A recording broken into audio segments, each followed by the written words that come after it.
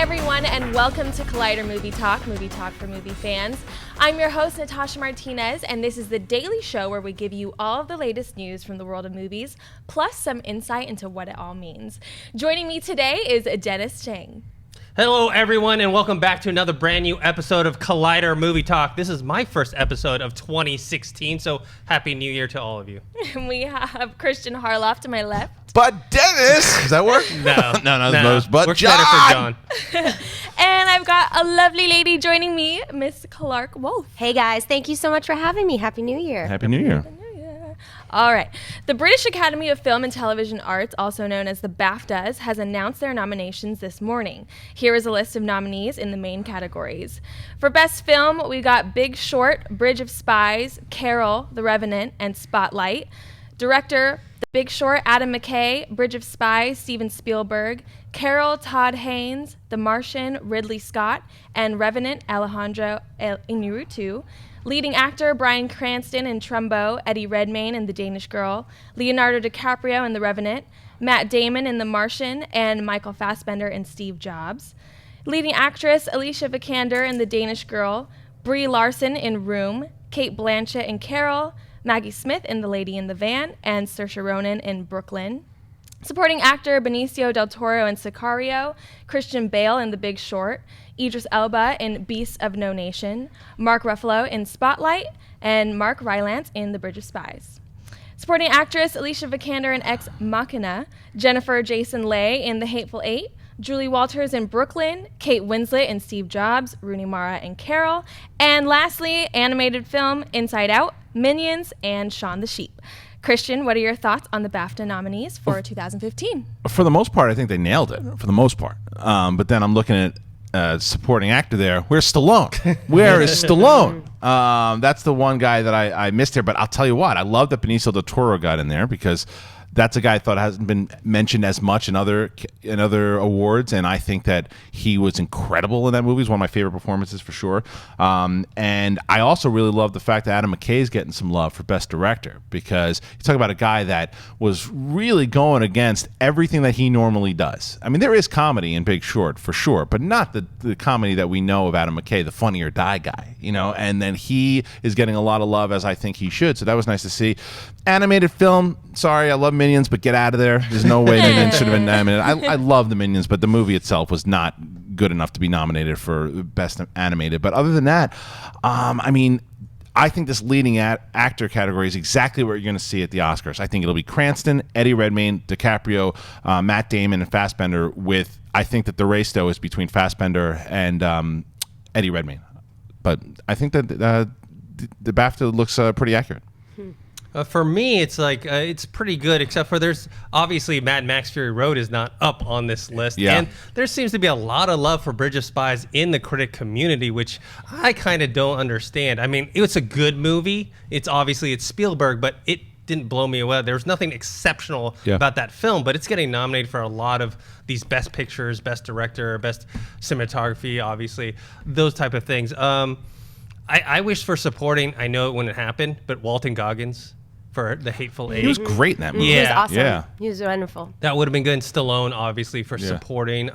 Question is who you take out of there, because I was looking at that, and that's a tough one, because I was like, yeah, where's Stallone? And I'm like, but who do you take out? Yeah, I mean, it's a good list, Isn't the Bridge of Spies guy on there? He's so Mark good. He's really good, but I don't know. He might win. He might win the Oscar. He's so Really? good. Oh, yeah. Dude, I'm with you on the movie, but you can't. Mark Rylance. No, he's good at the movie. He steals the movie. But still, I don't know. I'm with you. What about you, Clarke? Yeah, I think that it's really important that noticeably absent is Fury Road. I think we're just going to all have to keep banging the drum on the internet for Fury Road because nobody else is going to do it, which is insane to me. But I also think that, it was cool to see Ex Machina get a little bit of love. I started watching it the other day on Amazon Instant. It's streaming, and it was very, very interesting, but the performance was fantastic. So, you guys know me. I always like it when some form of genre kind of sneaks its way into awards recognition, and so I'm happy to see that there. But like you were saying, Kristian, I think that, this is basically pretty close to what we'll see at the Oscars, and I'm with you, Dennis. I didn't love Bridge of Spies either, so while I do think that the supporting actor performance was great, and sure, legitimate to maybe get that nomination, everything else I'm kind of just like, guys, let's get real here. This is not. I don't know. For me, I don't think that it's. I would rather see Fury Road in those slots than I would Bridge of Spies. I mean, luckily for the Oscars, though, we get up to 10. Doesn't mean we're going to get 10, but up to 10. So hopefully we see a Fury Road or something else I think it in will. there. I think Fury Road's going to wind up getting nominated for Best Picture. And I think there'll be 9 that get nominated, and I think that will be one of them for sure. But then for the actors, actresses supporting, those are all still 5. Yeah. So, these are probably pretty close to what we're going to see. I didn't see Tom Hardy for supporting either, which I thought he was fantastic in The Revenant. Tom Hardy's great. He's great in everything. I don't think he gets nearly the love from the awards that he should, especially considering these are the Baftas. Yeah, and these are right. this is the British Film Academy. I think if Legend would have been a little bit better of a movie, he would have had a shot because he was great in Legend. I didn't love the movie, but you believe he's 2 different characters. He had a pretty good year this year, but he's another guy that you don't have to worry about it because he's like a Fassbender. He'll be there in the talks with the next thing he does. Probably 4 movies next year, and one of those will get nominated. Do you guys think that Steve Jobs is going to have as many acting nominations in the Oscars as it did in the BAFTAs? You do? Yeah. I hope so. It actually made my top 10 list of best movies of the year. It's a movie that I think a lot of people are criticizing because it's not accurate to what actually happened. So I think a lot of people are glossing over that. 2 names I also want to throw out too that kind of have been forgotten. Johnny Depp and Joel Edgerton for Black Mass. While the movie, like kind of how you felt about, what was that movie that you were talking about, the performance? Oh, Legend. Oh, right. I didn't love Black Mass. I liked it. I enjoyed it, but it wasn't like a Best Picture nomination. Yeah. But the 2 performances by Johnny Depp and especially Joel Edgerton as supporting were fantastic. I agree. I think the problem with, again, the Best Supporting is those guys we were just talking about. I think they had better performances, and Stallone had better performance than Edgerton, although Edgerton was great. The thing that I think that hurts Johnny Depp is that he looked like a White Walker from Game of Thrones. Like, I think that really, seriously, as much as a joke, I think that people, like, it really, like, those eyes and everything, too. He was great in the movie, but you could tell he was wearing makeup the whole time, and I think that took away from the people recognizing the performance. Yeah, I just felt like there was a lot of Oscar buzz when that movie came out, not for the picture, but for the performance. Now no one talks about those at all. Right. Well, this is Harvey Weinstein just wrote an article about, or an op-ed about this, about how the last 4 months are so overloaded and oversaturated with quote unquote Oscar movies that came out throughout the whole year. Like his big sticking point was Jake Gyllenhaal and Southpaw. Whether or not you agree with that, he does have a point. If the movie comes out too soon, like you're talking about, everyone's going to forget about it. Right. And that's sucks. Well, Ex Machina came out in March. That's though. true, but we haven't. Well, yeah, we'll see. Yeah, we'll see. true. Well, and also Southpaw had something else come along that was in the similar genre that was better. That was better. Creed, Yeah, sure. which didn't get that much love in here, Right. either for performances or Best Picture at all. What cloud? All right, what's next? In 2006, HBO's critically acclaimed Western series Deadwood ended after its 3rd season with a less than satisfying conclusion. The show was to be followed up with a couple of movies to tie up the series. However, nothing has happened since then, with any hope of continuation fading. Last August, Garrett Dillahunt, one of the show's cast members, had tweeted out that he heard credible rumors about a Deadwood movie. Now, yesterday, at the Television Critics Association press tour party in Pasadena, HBO programming president Michael Lombardo said the following about the show and its creator, David Milch. David has our commitment that we are going to do it, says Lombardo. He pitched what he thought generally the storyline would be, and knowing David, that could change, but it's going to happen. Dennis, what do you think a Deadwood movie will actually happen, and will it land on HBO, or will it have a theatrical release? Well, I really, really hope that this movie gets made. Deadwood is one of my favorite TV series of all time, so I've actually had given up hope because we've been hearing about this for years and years and years, and I'm just like, the sets are torn down, all the actors are doing other stuff. I just don't see it happening. But if the HBO president is saying that, now I'm like, okay, let's do this thing. However, maybe a year ago, I would have thought, okay, maybe they'll do a theatrical release. But after the disappointing box office of Entourage, no way. I think it's going to go straight to HBO. It's going to be an HBO movie. And I'm actually fine with that because I don't think they need to cater the movie towards a big mass audience to try and recoup its cost. Just put it on HBO for the audience that it already has. So I'm excited for this. Kristian? I think that would be better served going straight to HBO. I think that it's too much of a risk to do it on the big screen unless it really stands on its own, has a trailer where you don't have to sell it that it was a series, that it's just a real, because westerns in general are hard to sell. So if you have this movie that is a trailer that maybe someone who's watching right now, who's never watched Deadwood, never even heard of Deadwood, but a trailer comes out and they go, oh, that looks pretty awesome. And then they find out that it's a series, but that's going to be tough to do. So I think that you go after the core audience, make it an HBO movie, and you sell it through your fan base through HBO. It's kind of your Firefly Serenity situation, right? Serenity absolutely stands on its own as a film. In fact, I went backwards. So I watched the film first and then went back and watched the TV show. And that was a perfectly fine way to enjoy that brand. But I think the reason that we're getting re-excited or reignited talks about this is because this has been the year of like weird alt-westerns. We had The Keeping Room, which came out earlier this year. And then we had Bone Tomahawk, of course, with Kurt Russell as well, which is a crazy movie. and then of course The Hateful Eight. So, while to both of your points, I think that, we're seeing a little bit of a trend emerge. The thing about those films though is that they were smaller movies. And so you don't have to worry about marketing, like you were saying, Kristian, to a mass audience. And so I agree. I think if you put Deadwood back on HBO, you might better serve that audience, but there is a way to do it in that Serenity Firefly format if you wanted to try and attract a wider audience. I do have to say though, I recently tried to start watching Deadwood from the beginning, and it was very hard for me to get into. And it's not because I don't like that kind of thing. I love the actors. I love a great many of the HBO series, but it was very hard for me to key into it. Maybe that's because there's so much good television right now to catch up on that's coming, whatever. But so it might be a tougher sell if you put it out into a wide release theatrically. Who knows? Yeah. Plus, it's definitely a rated R type of thing. Hard R. And if you're a fan of the series, you'll know that there's not much action in it. It's all talking. It's all for a Western. There isn't much like, let's meet at noon and shoot each other. It's like it's all like talking, and maybe it's a little harder to get into because the way that they talk, the way David Milch writes the dialogue, is it's strange. It's not realistic, but at the same time, there's kind of a poetry and cadence to the dialogue. Yeah. So yeah.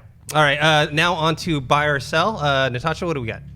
Aaron Sorkin, who is one of the most well-known writers for his work in both television, West Wing and Newsroom, and movies, Moneyball and Social Network, is set to make his directorial debut with Molly's Game, based on Molly Bloom's memoir about going from a top-tier skier to organizing underground poker games for Hollywood celebrities. Clarke, buy or sell Aaron Sorkin's directorial debut choice of Molly's Game? I buy it. I definitely buy it. Admittedly, I am not the biggest Sorkin fan in the world. And when I started reading this bit of news, I kind of thought to myself, Sorkin, while you can point to individual characters as examples, isn't necessarily known for, I don't think, writing women particularly well.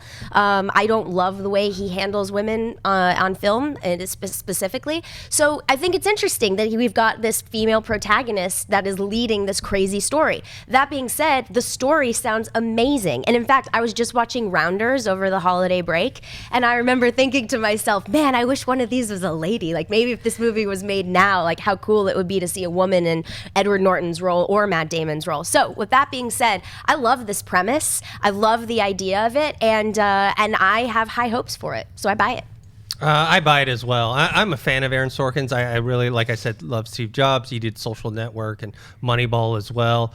I also like that he's getting into it now. Like, he's been writing for television and movies for many, many years, and now he's making that transition versus someone else, like maybe just writing a few things here and there. Like, oh, no, I want to be a director. He's been around the game. He's been on set. He's worked with directors. He's worked with actors. So he sees how it goes versus someone just trying to jump right in. And also, I've found that writers transitioning to directors has been a lot more successful than something like a cinematographer trying to transfer to a director. I mean, obviously, I think actors have had the best transition. You have like a Clint Eastwood, a Mel Gibson, a Ben Affleck. I think those actors definitely are the most successful in that, but I think writers do pretty well as well. Kristian? I buy it. And I'm surprised it took him this long to direct something too. I love Aaron Sorkin. I think he's one of the best out there. Isn't he also writing the biopic for Lucille Ball? Lucille Ball, yeah. See, I tend to think, I'm curious. I would like to have a conversation, like a longer conversation with you. I'm curious why you think he doesn't write women that well. I kind of feel the opposite. I think he's done some really good stuff in West Wing and some Newsroom.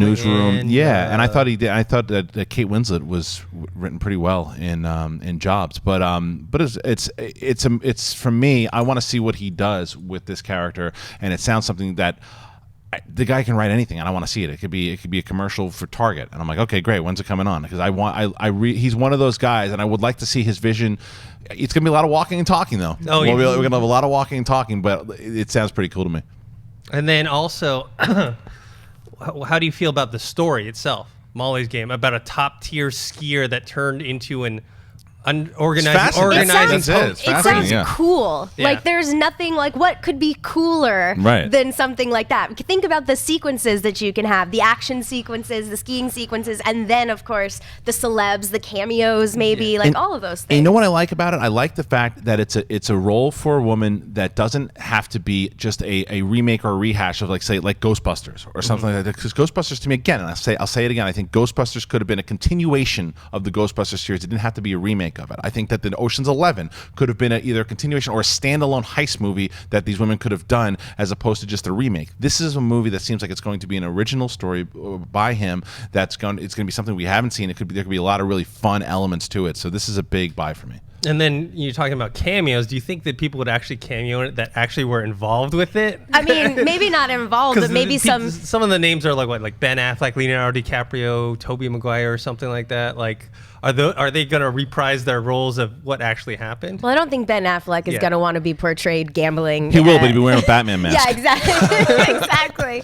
And he'll be growling at people. But I do think that, exactly. I call. But no, I think you could potentially have some really fun Sorkin regulars kind of showing up and doing something cool as themselves, maybe. And so I think, it'd be fun. Okay. All right, guys. So now we're on to our weekly Friday segment, which we do, brought to you by our friends at AMC Theatres, which is our box office predictions. We predict the top 5 movies coming this weekend. Clarke, what do you have? I know this is your favorite game. And you know that you always start with me. Why? Why, Dennis? Okay. Yes, it is my favorite game. So here's what I think. Sure, why not? Number 1, Star Wars: The Force Awakens. That movie, what? It's this little movie. I don't know if you guys have heard of it, but you should check it out if you haven't seen it already. Number 2 is Ride Along. I think that movie's going to be really big. That's next weekend. Oh, that tricked me. Okay. Never mind. I'm sorry, because that's what actually, it's not even on my notes, but I saw that, and I was like, oh, God, I missed something. Okay, good. So number 2 is Daddy's Home. I think that's going to stick around for a little bit in the number 2 spot. Number 3, The Revenant. The Revenant's opening wide this week, yes? Yep. I think that's going to pull in kind of in the middle. I think The Forest, which The Forest comes out this weekend. Yeah? Okay, that's what I thought. Sorry, I'm thrown now by this coming soon banner and all of my notes, but The Forest, I saw The Forest, whatever, but it's what a ringing endorsement for the film. It's not a bad movie, it's just whatever, but I think that's going to come in at number 4. And number 5, I think The Big Short. I think the awards buzz is going to help that movie along. So at number 1, I obviously have Star Wars: The Force Awakens. Number 2, I think The Revenant will be big enough to overtake Daddy's Home.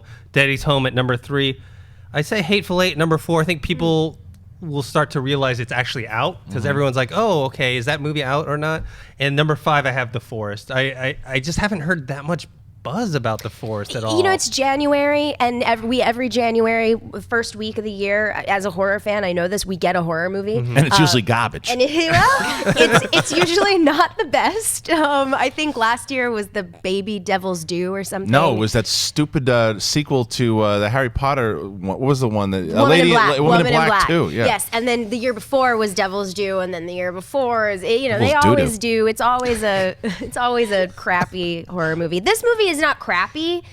It's just a January horror movie. Yes. So. Kristian, I have almost the same exact list as you, Dennis. I've got Star Wars at 1, Revenant at 2, Daddy's Home at 3, Hateful Eight at 4, and then I actually have Sisters coming in at 5. I don't have The Forest. I think The Forest is going to be watching itself in The Forest because no one cares. Yeah, I kind of got it confused with. Isn't there another movie coming out? The Boy.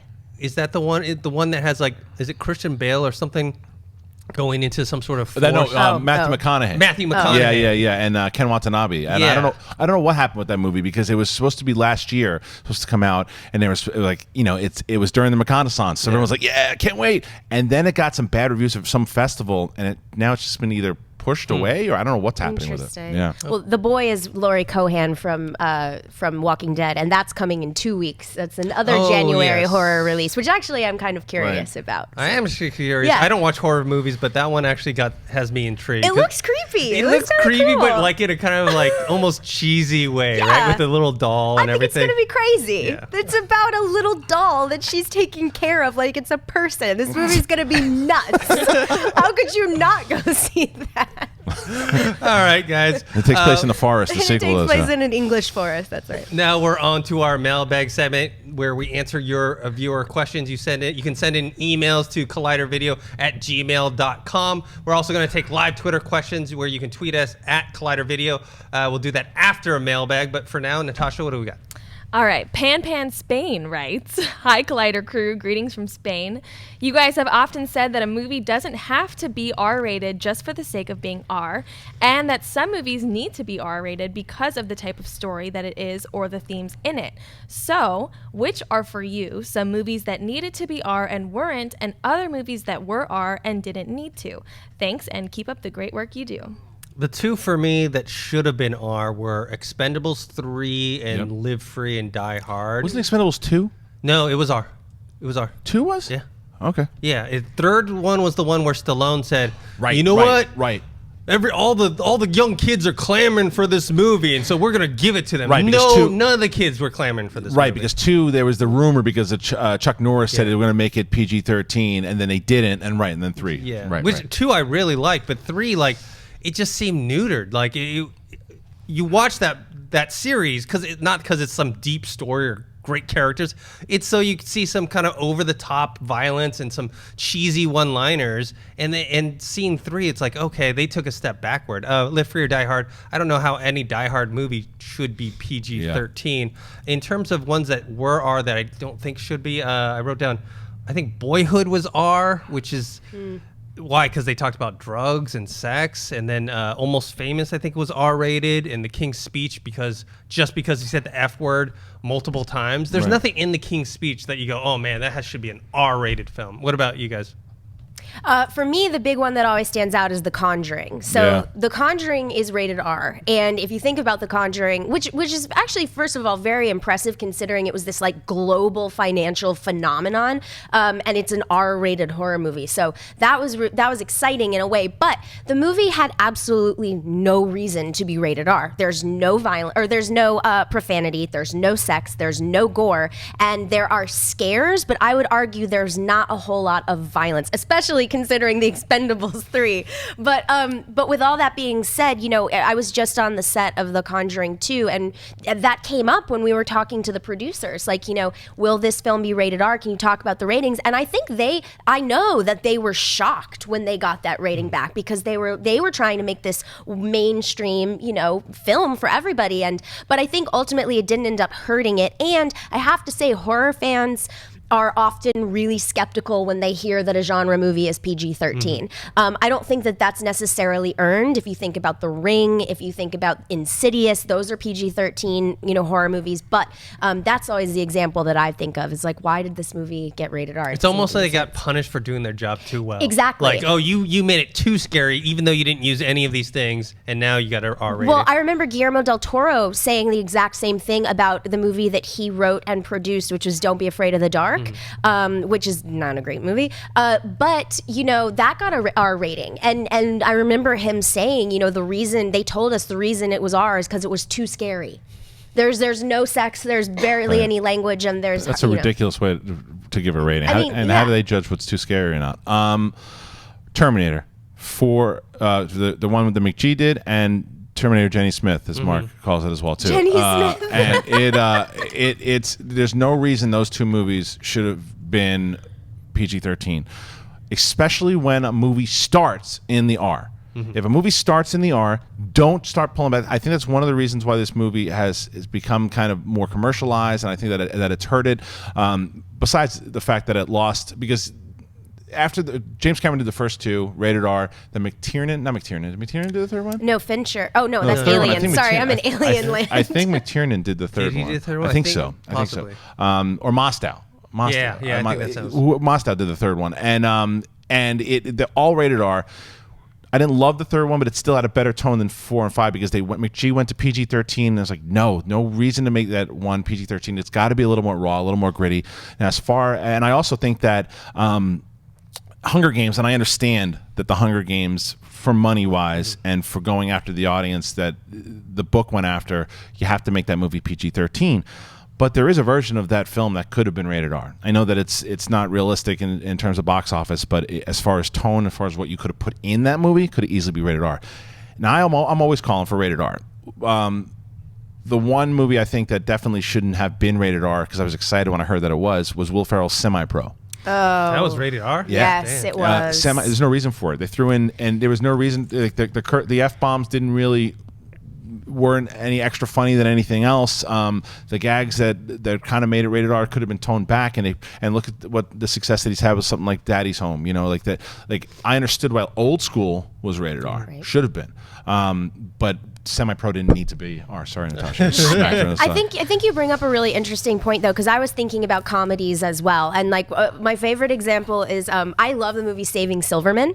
It's one of my favorite like goofy comedies, and I love it. But I love the PG-13 rated version. When you watch the R-rated version, it's just, to me, it feels excessive. Mm-hmm. It's like the gags they go on too long. Yeah. The added cursing, there's extra nudity, and I'm just like, it's not any more funny. If anything, it adds too much air, and the comedy becomes less funny. And so I agree with you. I think that Will Ferrell especially works better when he is there are restraints put on him, and he's in the PG-13 atmosphere.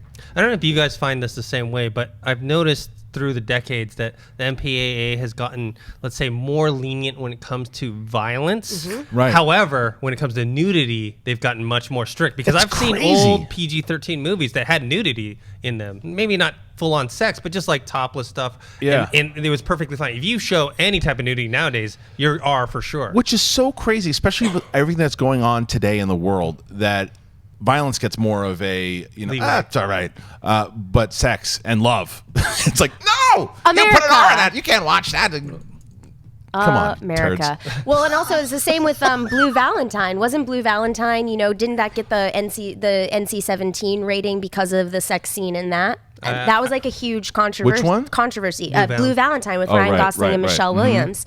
And Gosling was really outspoken about that, about the rating system kind of being like, why? Because of the content of what we're seeing, because it's the roles are reversed, and this movie is getting this NC-17 rating, but you see this stuff happen with men all the time in film and television, and it gets the R, or even PG-13. I mean, I'm glad that he spoke out about it, but it doesn't, you're right, it doesn't make any sense. Yeah. All right. What's next? Colin Blackar writes, "Hey John, greetings from Oshawa, Ontario. I was just wondering, since Marvel skipped Comic-Con, do you think we could see a Marvel-Con, similar to the Star Wars Expo thing, where it's all MCU and Marvel comic stuff? By bringing in the cast from their Netflix, ABC, and animated shows, as well as stuff from the movies, and giving us a Civil War or Doctor Strange trailer, and maybe even a Miss Marvel casting announcement, it could be easily fantastic." Christian, what do you think? I think it's a must. You should, especially after going to Star Wars Celebration. Star Wars has now 7 films, 8 including the Clone Wars animation feature films that they've done, and they can do a full con, and they can do that with because of the games and the comics and everything they've done, and it was beyond successful. It was not just because I'm a super Star Wars fan, but it was my favorite con that I've ever gone to, because when you go to like other separate Comic Cons, you walk down a certain path and that's not for me, and that's not for me, but that's kind of what I want to look at. When I was at Star Wars Celebration, being a Star Wars fan, everywhere I went was something new to look at. Now, being a Marvel fan, with all the stuff, with all the movies that they have, and with the comics and the games, this is a no-brainer, I think. And I think that it would be easier for them to set this up than have to worry about going to Comic-Con every year. They can make their big announcements. And I think one of those things that they did really well was when they did the El Capitan last October, in 2014. So not last October, but you know what I mean. And they had, it was all these announcements, and it was powerful. And this is when they brought out the Black Panther, and they told us more about their slate. And I think that worked out so much. It was better than any Comic-Con that I've been. So to see them do something like this, they have the power to do it. They're giant right now. I think it would be very successful. Well, I think they're going to do it, but I actually don't think it's a good idea. Really? How come? For the with Comic-Con? a caveat. With a caveat. If they decide to do Marvel Con and do what you're talking about, like Star Wars Celebration, and they still plan on going to Comic-Con as well, then I'm totally fine with it. I think it's a great idea. However, if they pull out of Comic-Con, I think it's a horrible idea, because not every fan has the choice or can afford to go to. You can't go, oh, I got to go to Star Wars Celebration. I'm going to go to Comic-Con in San Diego. I'm going to go to Comic-Con New York. I'm going to go to Marvel Con or whatever else. Some fans have to choose one con a year, if any, or maybe some people save up money for they want to go to something where they can go to like San Diego Comic-Con and go, okay, I want to see everything from Marvel. I want to see everything from DC. I want to see everything from Star Wars. So I don't feel like in theory, it's great if everyone had tons of money and lots of time and they can go to anything they want to. But if they pull out of San Diego Comic-Con, and let's say DC pulls out of San Diego, then you start getting less and less. And so now you got to go to this con for that, and not everyone can do it. There's a lot of cons out there right now in general. And you were talking, of course, about the San Diego Comic-Con, which is the big one.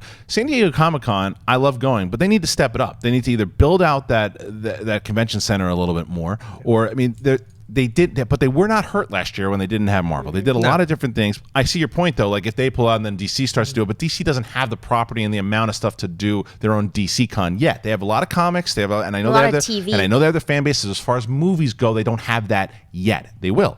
But I don't think it would hurt it as much as you think it will, because I also think that there are people that just go to Comic-Con, maybe just see the Marvel stuff or see it. Marvel has so much right now. There's so many things that they can do, and announcing the slates, I just think that the energy and the magic that was in Star Wars Celebration, I think Marvel could capture that in their own. I think they're limited at San Diego. I think they do one panel and for the movies, and then it's done, as opposed to maybe spacing things out for an entire weekend. Clarke? Well, I kind of meet in the middle for both of you. So basically, D23 is Disney's big thing that they do every year. Every other year. Every other year, yes. Right. Thank you. And I think that Disney I think Disney doesn't need to or want to separate all of their pies. Mm-hmm. I think they like having these announcements that, from different franchises and different universes and different properties that draw attention to D23 every other year. And I think with Star Wars is its own.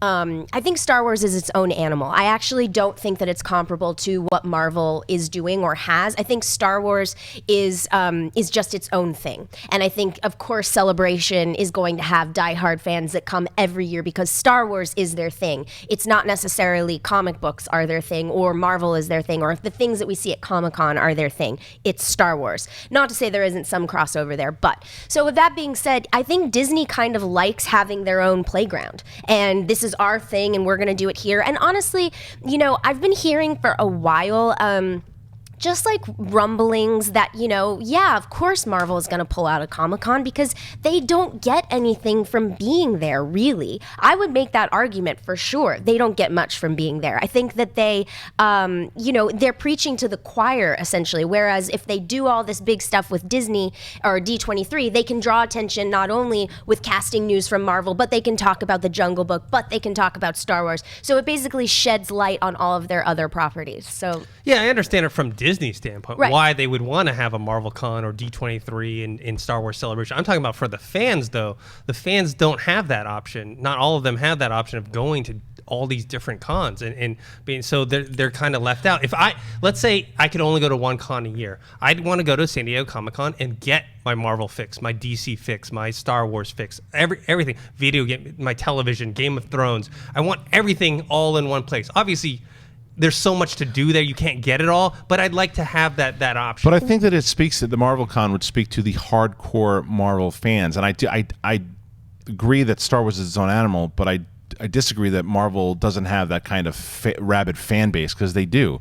Marvel, like, you'll get the people that just want to go to a Marvel con. You will get those people, and then people who aren't just Marvel fans that want the whole experience can continue to go to San Diego Comic-Con. Well, that's what I'm saying. You're saying then they leave, though. Yeah, that's what I'm saying. I have no problem with them having a Marvel con as long as they don't pull out of Comic-Con. Well, and I think too, though, the exclusivity of it, I think, is something that might be enticing to the bigger brand. Basically saying, like, well, we are a special snowflake, and if you want to, be around us, then you have to come to the Disney thing. And that's the thing too, is that once again, I believe that Disney is a brand unlike any other. Disney isn't a brand like Warner Brothers. It's not a brand like Paramount, which, has all these exciting titles to it or properties to it, but Disney is its own thing. And so, so I mean, I'm not necessarily saying that they should or shouldn't, but I could totally understand why Disney says we're going to be doing our own thing over here. But aren't we all special snowflakes? We are all precious, wonderful little special snowflakes. All right, what's the last mailbag question? Louis Delorier writes, in my humble opinion, Star Wars or Fury Road should win the Oscar for Best Picture. Here are my reasons why.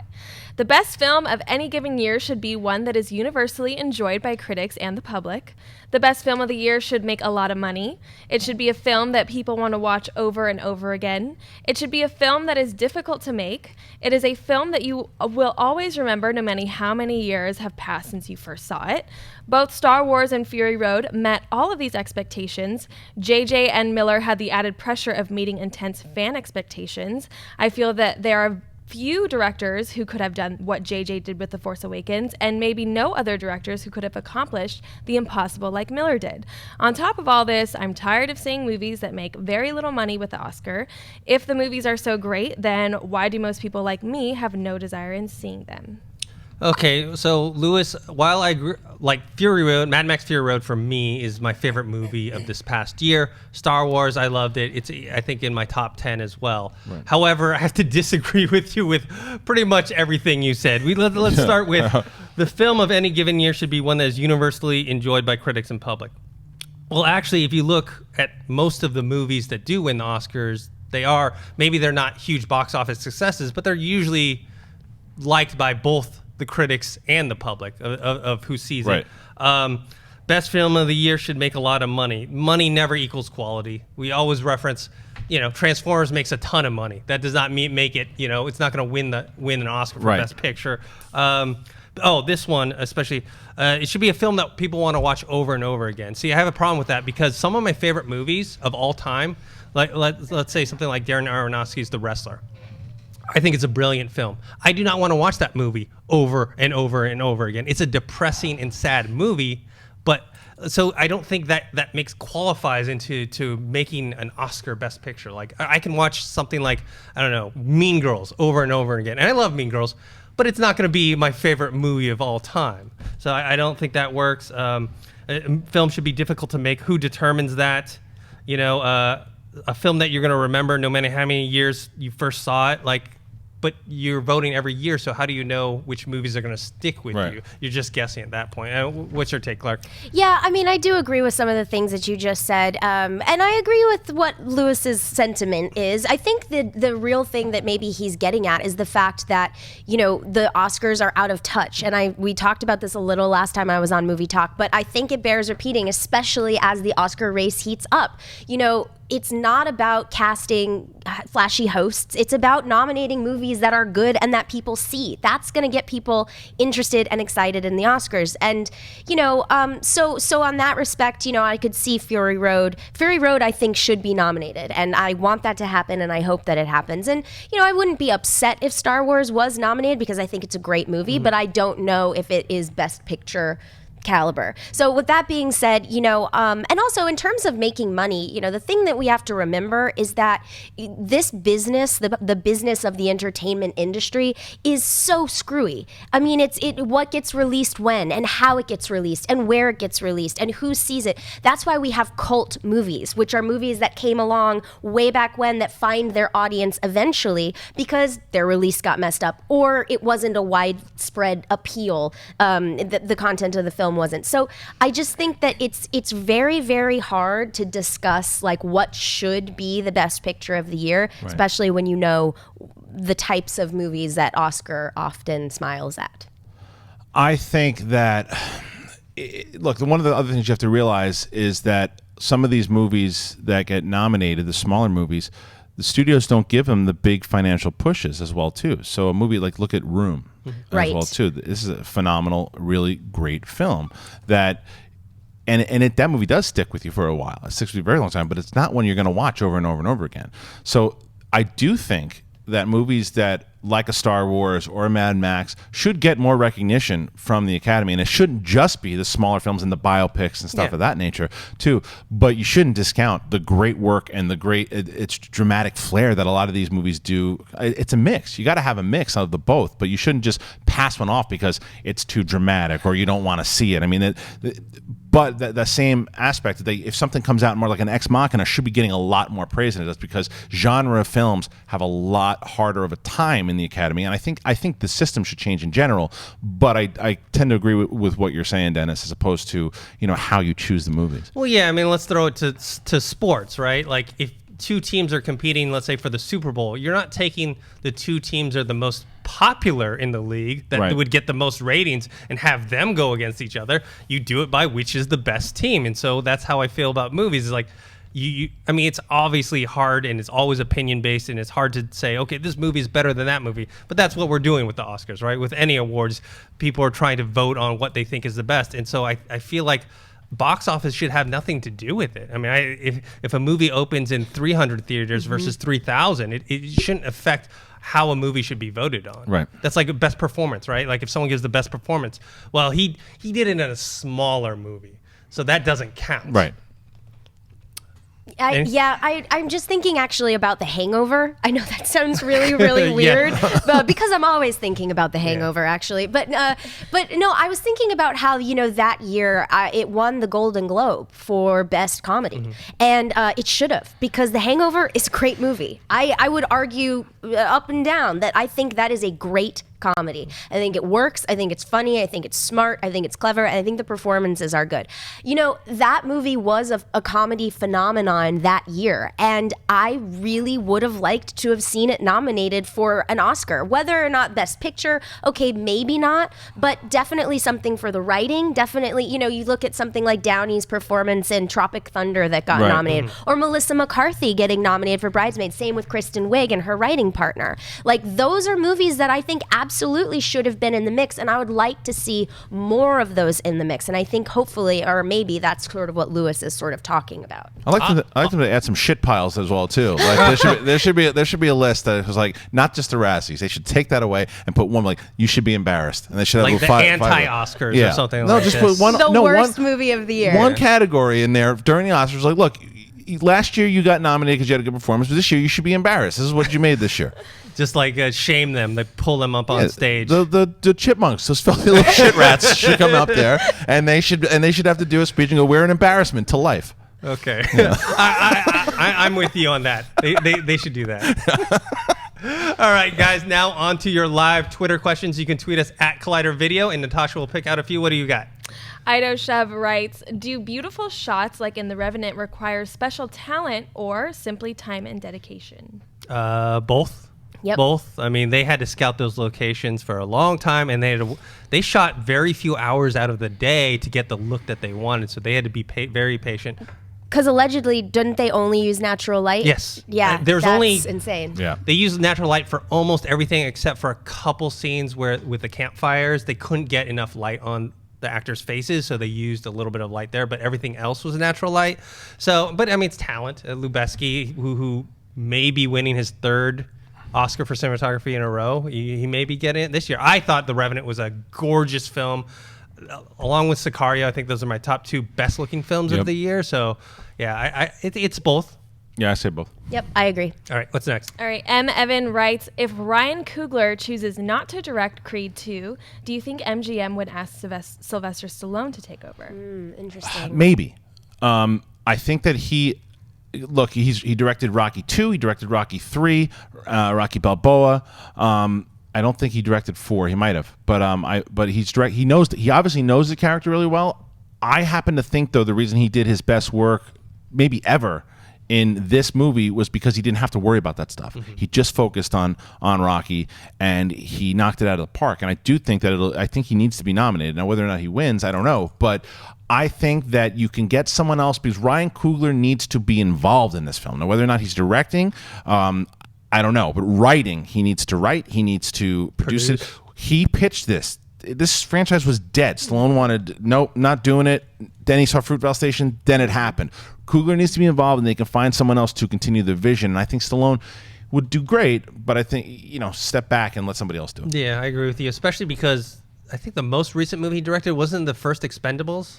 The most recent one? The most recent movie that Stallone directed, I think, was the first Expendables. Yeah, because he did the last Rambo also, too. Did he? I remember the first Expendables, and I could tell. I was like, man, you really should have stepped away and let someone else direct this film. So I'm with you. I think Coogler should be involved somehow, and maybe get a different, if they're going to move forward with it without Coogler, get a different director in there. Yeah, especially some young blood might be kind of nice. Not to say that I agree with you, Kristian. Not to say Stallone can't do it. Of course he can. But I think that you've got this franchise that's had this rebirth, and it's youthful, and it's energized by a different community and different perspective that's being brought to the material. And I think continuing down that track is probably the best option for the franchise. All right, what's next? All right, this is just a shout out because I thought this was amazing. Aiken for some Aikens writes, I love you guys and watch the show every day. I'm about 30,000 feet up in the air right now and watching. Thank God for Wi-Fi. Wow. That's Wow. thanks. All right, Thomas Bergstrom writes, Stephen Fry is the host for the BAFTAs. What about him and Hugh Laurie for Oscar hosts? They would make a good comedy duo. I think they would make a great duo. I don't think the American audience would want to see that. They're not as familiar with them as some other people are, so I just don't think it's going to happen. I love Ricky Gervais when he hosts the Golden Globes, but I think that I love that because the Golden Globes are basically a big dinner party where everyone's wasted, and that is the appropriate place for you to have fun. It's almost like a roast when he does. Same with Amy Poehler and Tina Fey, to be honest. So I think that there's, the Oscars. I know it sounds like I'm beating down the Oscars, and I'm sorry, but they're just so stuffy that I don't think that the audience would go for it. Then again, I don't know who the audience is. Everyone, apparently, but I don't know. I don't think the audience would go for a more goofy, silly, fun, dry British Oscar telecast. Although I would like it. Can they be worse than Anne Hathaway and James Franco? I don't think so. I don't think so. And we didn't respond. We didn't respond to them. The thing is, for me, the way it always is, I'm always going to give somebody a shot. And if they've done some things in the past that warrant them being there, and give them a shot. I think the difference with those guys is that, and Ricky Gervais, is that Ricky Gervais is there to mess you up. Right. That's why he's there, and that's why you hire him. He's there to throw shots. I think these guys could bring a little bit more class to the Oscars. Who knows? We haven't had a great Oscar host in a little bit. I still think Hugh Jackman should do it. I was just about to say, I think Hugh Jackman was Hugh great. Jackman would be great, and I think that you have, Neil Patrick Harris was a disaster. Seth MacFarlane was, I enjoyed him, but I don't think he was for everyone. I think he was more of a case that he wasn't for everyone. So I don't know. Who knows what people are going to respond to? I think good hosts that put together a good show, that's who's going to succeed. Well, and look, who is the quintessential Oscar host? It's in the last however many years, it's Billy Crystal. And Billy Crystal is an old school comedian, and he's singing and dancing, and he's for your parents.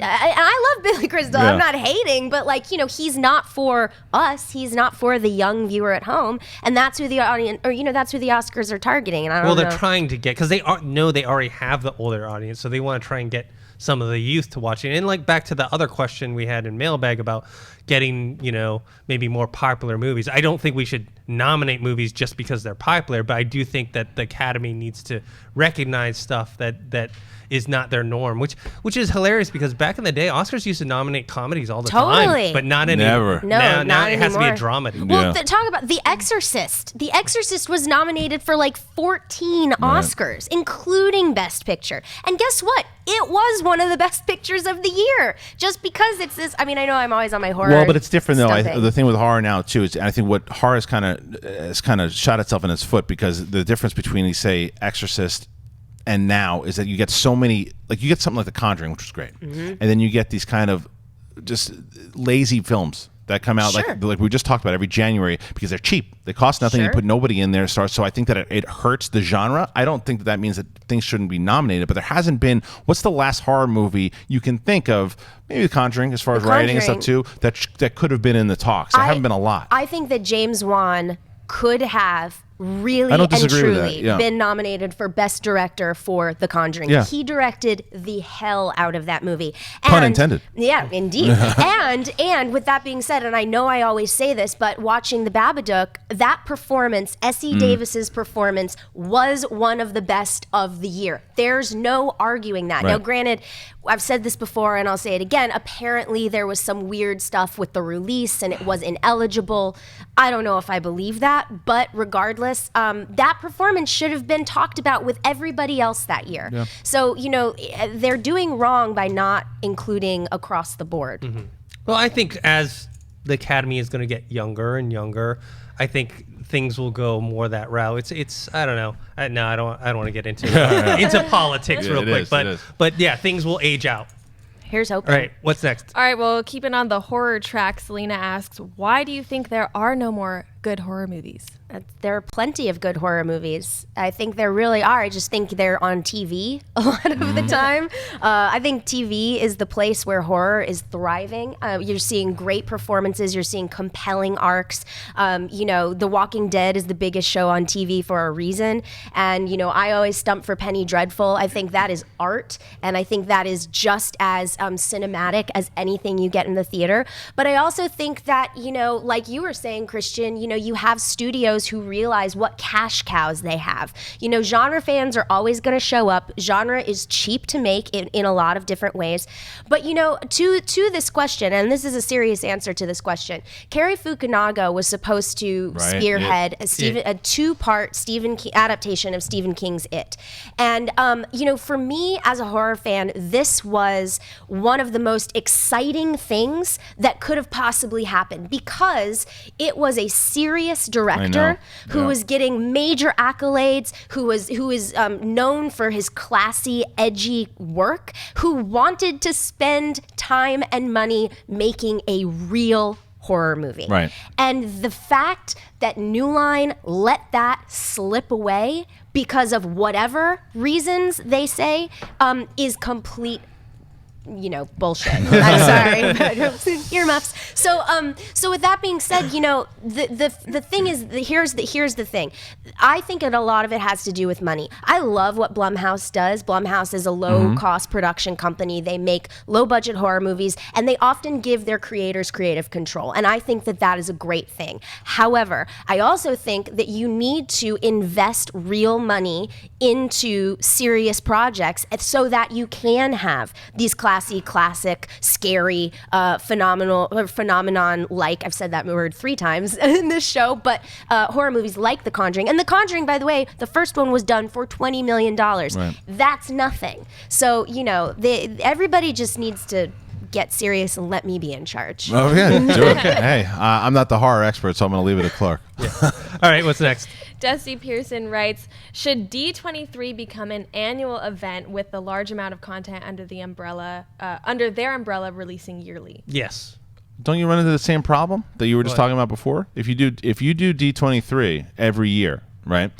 And then, because it's normally say around the October time, and that's Marvel now. So if Marvel starts doing D23 as much, they pulled away from Comic-Con this year because D23. D23 is more than just, it's Marvel, Star Wars, they do Jungle Book, everything else. But Marvel didn't do Comic-Con this year because the majority of their stuff debuted at D23. So which I think was a mistake. Well, that's what I'm saying. So you're okay with them doing D23 every year? No, I just feel like if you're going to do it every other year, you might as well do it every year. Like, what's the point of skipping, especially when you have properties like Star Wars and Marvel? And also because there is no Marvel Con yet. Maybe if there's a Marvel Con. I just think having consistency every year. Comic-Con's going to hate that. Well, of course. Of course. Yeah. It's just more of, are they going to pull out of Comic-Con? Yeah. I don't know. You? Yeah, I have no additional thoughts. All right, last one. Okay, the last one is from Kyle Kazoo. Would Movie Talk ever do a Movie Talk Awards, basically your own little Oscars? I think we've talked about it before. I know John has talked about it. I'd love to do something too, because for about 5 years or so, we've done the Your Viewers Awards on YouTube, and it's a lot of us have been really busy to try to continue that. And I was thinking maybe we could try to do something here and continue that over through Collider. It'd be interesting, but it just have to be talked about. Yeah, I think that's more of a John question. Yeah. But I think we have discussed before some sort of end of the year type of awards, whether or not we make it serious, where it's like, oh, best picture, or we make it silly and like the MTV Movie Awards, Yeah. Best Kiss, Most Desirable Male, those kinds of things. Yes. All right, guys. Thanks for watching. I want to thank the people joining me today. Clarke, where can people find you? Thank you for having me, Dennis. And you guys can find me on Instagram, Twitter, and Periscope at Clarke Wolfe, Clarke with an E, Wolf with an E, and on YouTube, youtube.com/official Clarke Wolfe. Kristian? I'll plug my Periscope. Why not? Kristian Harloff at both Twitter, Periscope, and Instagram. And make sure you check out Collider Jedi Council every Thursday. Yesterday's episode is up. It's myself and John, Mark, and Tiffany. We had a really great discussion. Mads Mikkelsen, I spelt it wrong. Everyone's yelling at, I guess, Dennis for spelling it wrong. It was me. I had a long day, so stick it to the chipmunks. And Natasha, where can people find you? You guys can all find me on Instagram at Natasha A. Martinez and on Twitter at NatashaLexis_. And you guys can find me on Twitter at ThinkHero, on Instagram, Dennis.tzng. And just a reminder, don't forget to subscribe to the Collider Videos channel on YouTube. That's youtube.com/Collider Videos. And we'll see you guys next time. Hey guys, if you like this video, click the thumbs up button. Also, make sure you subscribe to our YouTube channel. It'll help you stay up to date with everything we've got going on here at Collider.